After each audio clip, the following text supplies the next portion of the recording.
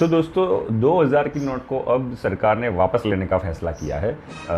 Sorry sorry sorry 2000 की note को सरकार ने नहीं, आरबीआई ने वापस लेने का फैसला किया है, क्योंकि आरबीआई ने नोटिफिकेशन जारी किया है।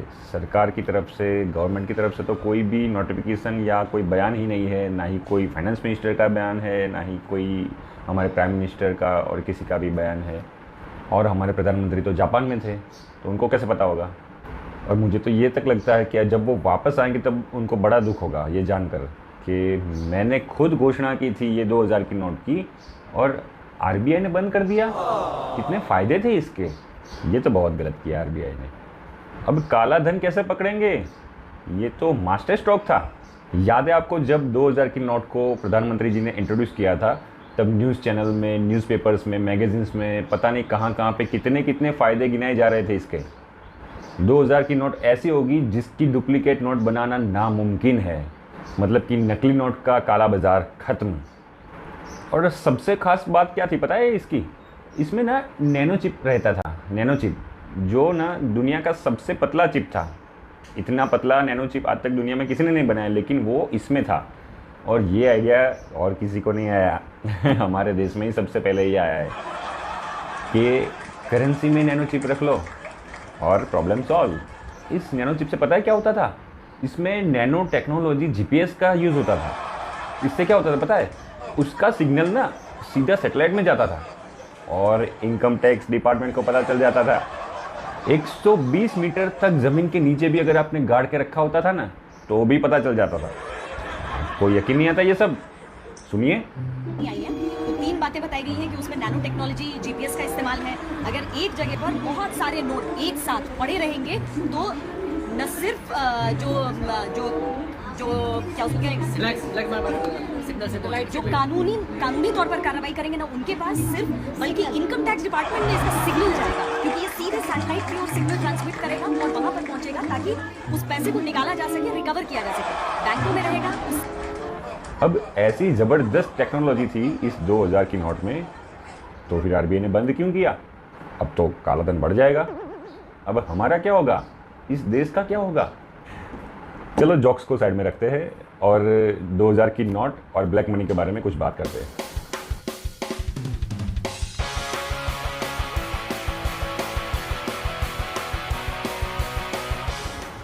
– 2014 के इलेक्शन से पहले साहब ने घोषणा की थी कि मुझे सिर्फ 100 दिन दीजिए, मैं स्विस बैंक से सारा काला धन वापस लेके आऊँगा। और वो कितना होगा पता है, वो उतना होगा कि हर एक व्यक्ति को 15-20 लाख तो यूँ ही मिल जाएंगे। इतना सारा काला धन वापस लेकर आने वाले थे सिर्फ 100 दिन में। खैर वो 100 दिन कहाँ से शुरू करने वाले थे वो नहीं बताया था, तो शायद 2024 के बाद बोला होगा। हमारी कुछ गलती हुई होगी, उनसे तो गलती नहीं होती है, हमारी कुछ गलती हुई होगी। 2014 के बाद तो ये स्विस मनी में पैसा और भी बढ़ गया है, ये आंकड़ा कहता है। फिर सरकार बन गई, 2015 आया और 2015 में ऐसा कानून लाया गया कि जिससे ये ब्लैक मनी वालों को पकड़ा जा सके। सरकार ने क्या किया पता है, जिसके भी पास ब्लैक मनी है उनको अगर वाइट करना है तो फिर उसके 45% टैक्स भर दो और वाइट करके जाओ। अच्छी स्कीम है, लेकिन उससे भी कुछ इतना फ़ायदा नहीं हुआ लगा। हालांकि वो मास्टर स्ट्रोक था मीडिया की नज़रों से, लेकिन काला धन तो ख़त्म नहीं हुआ। फिर आया 2016, 8 नवंबर रात के 8 बजे, आपको याद ही होगा, सारे 500 के और 1000 के नोट बंद, मास्टर स्ट्रोक। तब हमारे प्रधानमंत्री जी ने कहा था मुझे सिर्फ 50 दिन दीजिए मित्रों, भ्रष्टाचार खत्म। ये मास्टर स्ट्रोक से भ्रष्टाचार खत्म करने वाले थे।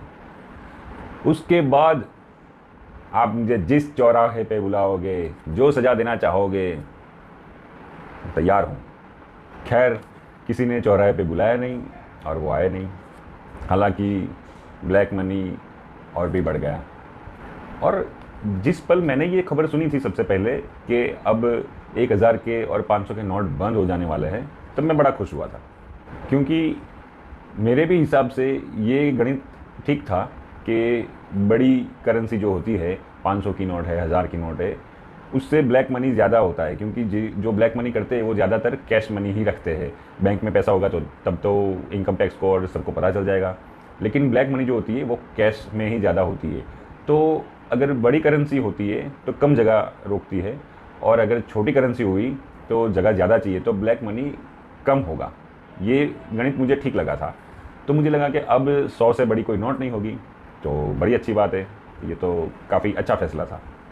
लेकिन जब मैंने ये सुना कि 500 की नोट बंद नहीं हो रही है, वो सिर्फ एक्सचेंज हो रही है, तब थोड़ा दुख हुआ कि ये तो नहीं होना चाहिए था। फिर भी चलो ठीक है, 1000 की नोट तो बंद हो गई, तो थोड़ा कम होगा, शायद धीरे धीरे 500 की नोट भी बाद में बंद कर देंगे। लेकिन फिर पता चला कि 2000 की नोट भी शुरू होने वाली है तब ये दुख ना थोड़ा गुस्से में परिवर्तित हो गया, क्योंकि इससे तो ये जो सारा मैथ्स था कि बड़ी करेंसी बंद होगी तो उससे ब्लैक मनी कम होगी, ये तो पूरा फेल हो गया। मतलब ये तो इसका कोई मतलब ही नहीं रहा। तो 2000 की नोट से तो और भी ब्लैक मनी बढ़ जाएगा। तो ये नोट बंद करने का मतलब क्या था? क्या सिर्फ एक्सचेंज ऑफर ही था?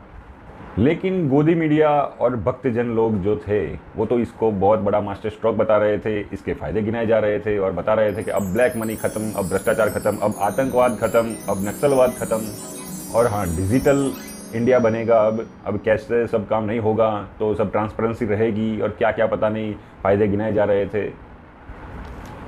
ब्लैक मनी कौन रखता है? ज़्यादा ब्लैक मनी किसके पास होता है? जो बड़े बड़े बिजनेसमैन होते हैं उनके पास होता है। कभी हमने कोई बैंक की कतार में कोई बड़ा बिजनेसमैन देखा? हालांकि अपने 500 और 1000 के नोट देने के लिए खुद ही आना पड़ता था, ऐसा गवर्नमेंट का कहना था कि खुद ही आना पड़ेगा, अपना आईडी प्रूफ देना पड़ेगा, तभी जाके चेंज होगा। लेकिन कोई बड़ा बिजनेसमैन हमने देखा नहीं, देखे तो सिर्फ मिडिल क्लास कॉमन मैन। और ये सारी प्रोसेस ख़त्म होने के बाद भी ब्लैक मनी तो वापस नहीं आया, भ्रष्टाचार ख़त्म नहीं हुआ, आतंकवाद ख़त्म नहीं हुआ, और अब जाके ये न्यूज़ आ रहे हैं कि 2000 के नोट बंद होने वाले हैं। तो ये सवाल तो होगा ही कि अगर बंद ही करना था तो शुरू क्यों किया? क्या जो ब्लैक मनी वाले थे उनको एडजस्ट करने के लिए इतना टाइम दिया, या 2000 की नोट्स दी अभी तक? जब 2000 की नोट शुरू हुई थी तब मेरे जैसे बहुत से लोग जो कि बहुत बड़े अर्थशास्त्री नहीं है, उनको भी ये कॉमन सेंस से लगता था कि भाई इससे तो भ्रष्टाचार बढ़ सकता है, ब्लैक मनी बढ़ सकता है। तब ये मीडिया वाले उसको मास्टर स्ट्रोक बता रहे थे, इसके फ़ायदे गिनाते थे। और अब जो बंद हो रहा है तो मीडिया वाले बता रहे हैं कि इससे भ्रष्टाचार कम होगा, इससे ब्लैक मनी कम होगा, ये है मास्टर स्ट्रोक। कमाल है। अब कुछ लोग आरबीआई के मैसेजेस फॉरवर्ड करके ये बताने की कोशिश कर रहे हैं कि ये नोटबंदी नहीं है, इससे आपको ज़्यादा परेशानी नहीं होगी, ये आप आराम से चेंज कर सकते हो, इसको लीगल टेंडर की हैसियत से बंद नहीं किया जा रहा है। अरे भाई, क्यों सरकार की गलतियां छिपाने की एक बेकार कोशिश कर रहे हो? तो आप क्या सोचते हैं इसके बारे में, हमें कमेंट में बताएं। और अगर वीडियो अच्छा लगा है तो लाइक कीजिए, शेयर कीजिए, और हमारे चैनल को सब्सक्राइब नहीं किया है तो सब्सक्राइब कर दीजिए। ऐसे ही वीडियो के साथ मिलते रहेंगे, तब तक के लिए धन्यवाद।